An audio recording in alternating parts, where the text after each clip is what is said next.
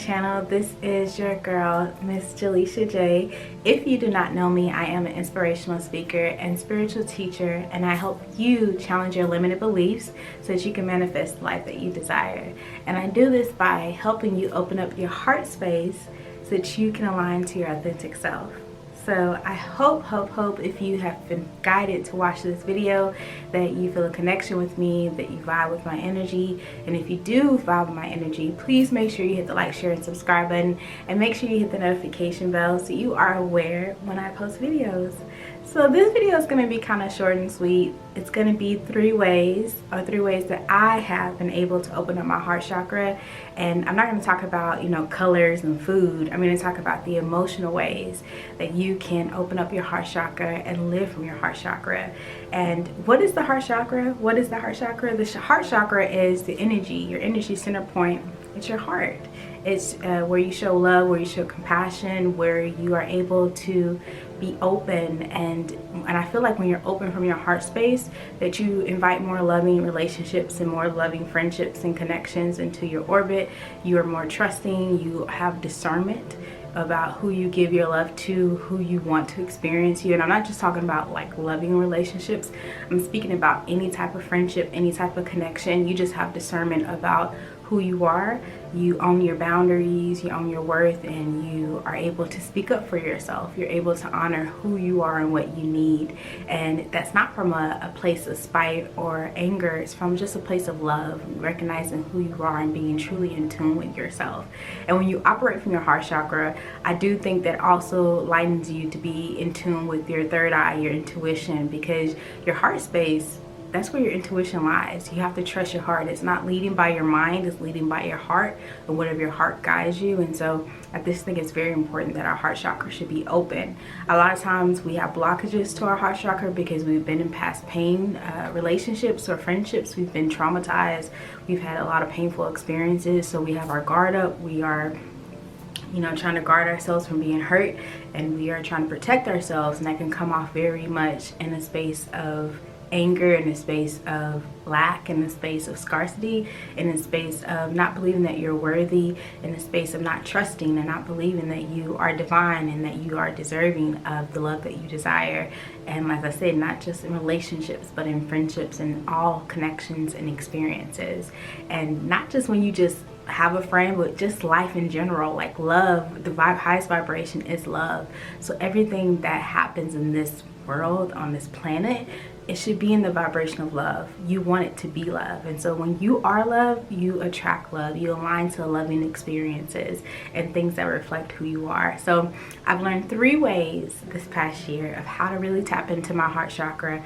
And I will say this, once you feel your heart chakra open, it's like a Pandora's box almost. It's very much, you feel that heart space, just whew, you feel it. It can be a bit overwhelming because a lot of emotions can come through, a lot of feelings, a lot of unearthed things that you had not paid attention to before, things from your inner child work, things from your trauma, past fears, past pain. It may come up. You may feel the floodgates come in, but that's just all that stuff that has been pushed down and all those things that you have been ignoring and not facing, that wants to come up and wants to be felt. It wants to be released so that you can, be more into your full self. So number one, the first thing that I would recommend to open up your heart chakra is to start with heart chakra affirmations. And I'll do an affirmation video for heart chakra to open up your heart chakra. But for me, continuously, the way to make things change happen is by continuous habit. So it takes 21 days to make or break a habit. And if you want to see change, you have to make it a routine. So affirmations are absolutely wonderful because we have the power to speak life over ourselves. Whatever we command by our tongue, whatever we command by what we write, whatever we command by what we give our energy to, the universe reflects that. The universe just says, okay, here you go. And it responds to us automatically. So whatever we're speaking, we're commanding that. That's power. We are co-creators with the universe. We are designing the life that we want to live. So when we speak what we would like to happen in the present tense, in the now, and it's positive, the universe is like, yeah, And then when we speak it like we believe it, oh gosh, the universe is like, I'm gonna make it happen for you. So for me, I was speaking loving affirmations every day. My heart is open. My heart is full. I am love. I exude love. Love flows to me. Loving relationships find me easily and gracefully. I am everything. Love is my essence. Love is my aura. I am whole. My heart, my mind, and my soul is whole. I am enough. I love every bit of myself. I trust myself. I trust my heart. I trust the connections that are flowing into my life. I trust my intuition. See, these are the things you have to speak on a daily basis. Write it in your journal. Speak it out loud. Command that your heart should be open. Now be careful, because when you command for your heart to be open, that means that you are going to be willing to do the work that comes up. Face some things about yourself that you really don't want to face. But it's necessary. It's absolutely necessary. So at the beginning of this year, I was calling in, my heart is open. My heart is open. And man, my heart was not open at that time, but it was forced open. It wasn't forced open. It was more so like, okay, you called this work in. This work got to be done now. This shadow work has to be done. And yes, there were tears and it was uncomfortability. But on the other side of that was relief.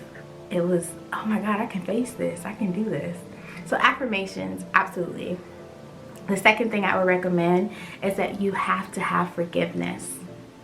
Forgiveness. Oh my God, this is huge. This is like probably the biggest thing that you must have is forgiveness. Forgiveness not for just other people, but more so for yourself.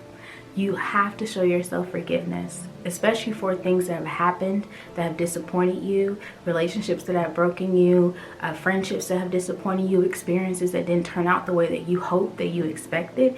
You have to forgive yourself for being a part of that experience, for allowing those things to happen for that time. You have to be able to get into a place of forgiveness, and even forgiving the other person, because we can forgive ourselves, but if we don't forgive the other person or forgive that situation, that means we're stuck in that same cycle of that pain. And so we're not addressing that pain. We're not releasing that pain. And so when we don't release, it just stays and it harms us, because we are in a place of it's victim mode, of sadness. We can't get out of that. We can't break out of that. So our energy is going to be stagnant. We're going to attract a lot of situations or replicate the experience that we had before, because we got to deal with that. We got to deal with that person, that situation, that experience. So one of the things that worked for me, oh my gosh, I had to write like letters to my last situation, my last experience with a man. I had to write letters of forgiveness. Now this took a long time, because of course I was in denial. A lot of us are. We don't want to accept that maybe this didn't go the way we wanted it to, or maybe we had a contributing factor to it. Now it could be 97% on the other person, but 3% we gotta take accountability for. At least 3%, okay? We gotta see our role in how we played in a situation with someone, especially if it was over and over and the signs were there. So for me, I started writing letters to him, because I wasn't seeing him, I wasn't talking to him. So I would write long letters, getting out my frustration, getting out my anger, just releasing, like releasing, but nothing was changing. Nothing was changing, nothing. And so what I had to come to a place of was starting writing letters to myself. Not about him, not writing to him, but letters to myself of forgiveness, of forgiving myself for the shame that I felt, for the guilt, for compromising my worth, for compromising my standards, for going back on the things I said I wanted to do or I didn't want to do. And then I had to show myself grace, because like I'm human, like people mess up, like life happens.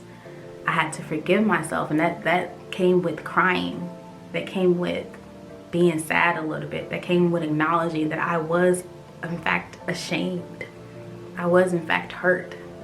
So I would recommend writing a letter of forgiveness to yourself. Start with you first, because once you start with yourself and you get to a place of forgiveness for yourself, where you've shed your tears, you honored your pain, then you can be able to get to a place of forgiving that other person. It may not happen overnight. It won't happen overnight. But then you can start seeing them from a different perspective. So write a forgiveness letter to yourself. And then after that, burn it. Burn it. Burn it. Maybe on the full moon when it's a release, burn it. Just get rid of it. Just get rid of it. Throw it away. You're releasing that energy. You're releasing that, all of that dead, stagnant energy, the things that are blocking you, that's holding you back. You're releasing it. So get rid of it. Get rid of it. Don't hold on to it. That leads me into my third thing. The third way to open up your heart chakra is to have compassion. Oh my gosh. Compassion comes from forgiveness of self. Because what happens is that once you have the place of forgiveness, then you're able to see others and their imperfections and their shortcomings. You're able to see that we're all human. You're able to have compassion for the next person, compassion for their experience, compassion because you may relate to them and you can empathize with them. And when you have compassion, it opens up your heart, because you're no longer looking at it from a victim state of mind. You're understanding that everybody's on their own journey. Everybody's on their own path, and everyone's fighting their own demons, their own fears, their own mental issues, their own family issues. Everybody's just fighting. And then you can see that person or that situation or experience outside of just in the victim state. You can see it from a higher perspective. You can see it from your spiritual higher self. You can see that, oh, I understand why I had to be in that situation. Oh, I understand why that experience happened. No, I'm not saying that you deserve to be hurt, that you deserve to experience pain. But what I will say is that we have to be responsible for our own experiences and the experiences that we desire to happen. And no one wants to be hurt. No one wants to be abused. No one wants to be taken advantage of. Nobody. No one. But what I will say is that when you actively choose to be in a situation and you don't have the discernment of your heart chakra or your third eye, where your intuition is enlightened and you trust yourself, then you won't be able to recognize when someone is not really for you, or you won't trust yourself. And if you had trust yourself, you would have been able to recognize possibly red flags, warnings, anything that would have shown you that this person is really not for you, or this situation is not for you.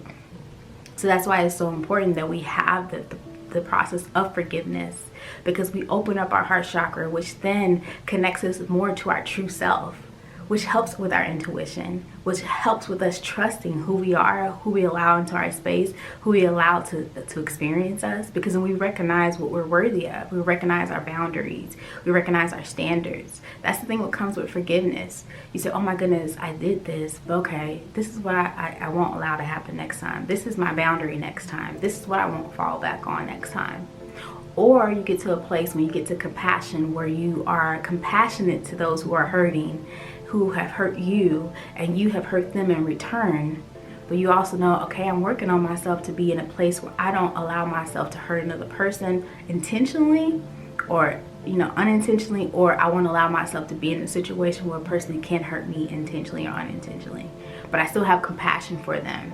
I still see them for who they are, and I still love to them. When you get to that place, the heart chakra is all the way open, boo, okay? It's all the way open. It's all the way open. And it's possible, trust. But it takes time and it takes diligence.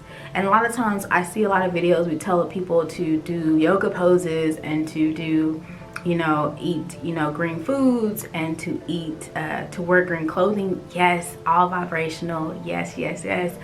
But at the end of the day, the emotional work is still there. That tie is still there. Unless you're cutting cords, that tie is still there. And so I have done it all. I've eaten the green foods, I've worn the green clothing, I've done the yoga poses, I have done cutting cords, and nothing was working for me. It wasn't until I made a conscious choice by speaking my affirmations and speaking power that I wanted my heart to be open, and I wanted to experience like radical change in my heart space. That change came. It came slowly but surely. It came with nights of really just plugging into who I was, forgiving all of me, and then accepting me and having compassion for myself. I have to have compassion for myself. You have to have compassion for yourself, because this life is not easy. Well, I would say this, our experiences are not always easy. And we go through disappointments, and we go through heartbreak, and we go through things that really, really try us. Things that really, really try us.